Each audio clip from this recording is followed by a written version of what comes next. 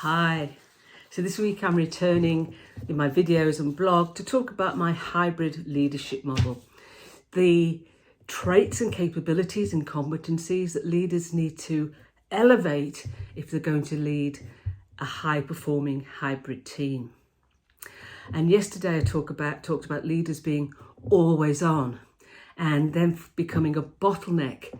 So they're not available to employees when they need them for support. So how do you avoid becoming that bottleneck and make sure that you are available when you're needed? Well, the thing is to have regular check-ins. Now, you always should have been having these anyway, but if you're not, now is the time to put them in the calendar. Regular check-ins with every member of your team, regular one-on-one. And hold those meetings, that time in the calendar, as sacred.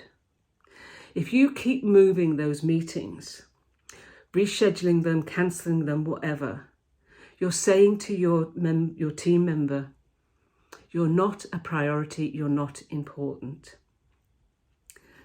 So you should only be rescheduling or postponing for really, really important and emergencies, if you like, important things and emergencies.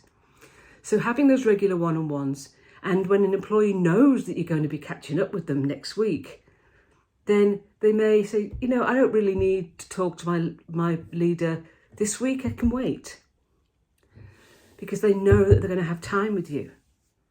So you can avoid becoming that bottleneck because everybody's trying to access you. The other thing is about providing employees with autonomy. And you will have heard me talk about this many times, or you may have.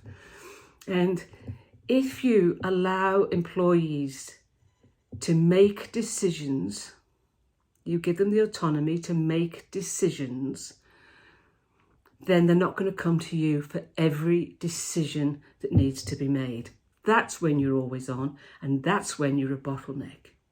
And what you do is you provide employees with guardrails or parameters within which they can make that decision.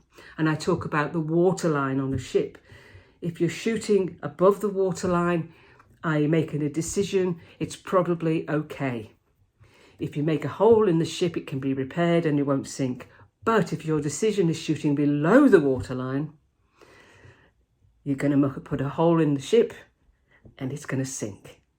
And that waterline will move depending on the employee and the agreement with the leader. Talk to you tomorrow. Bye.